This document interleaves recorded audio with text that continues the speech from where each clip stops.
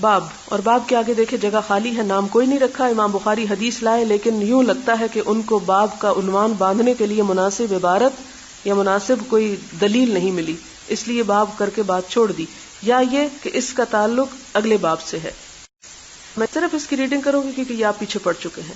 حدثنا ابراہیم بن حمزة قال حدثنا ابراہیم بن سعد عن صالح عن ابن شهاب عن عبید اللہ بن عبد الله ان عبد الله بن عباس اخبره قال اخبرني ابو سفیان ان هرقل قال له سألتك هل يزيدون ام ينقصون فزعمت انهم يزيدون وكذلك الايمان. اور یہ ہوتا ہے ایمان.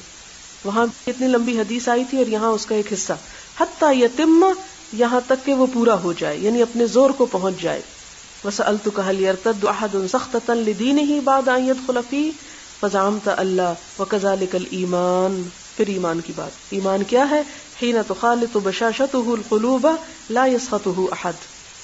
ایمان کی اصل حقیقت کیا ہے کہ جب دل میں مل جل جاتا ہے، خون کا حصہ بن جاتا ہے، تو پھر انسان کبھی ایمان سے اور جن پر ایمان لایا ان سے بدگمان نہیں ہوتا، ان کو چھوڑتا نہیں ہے.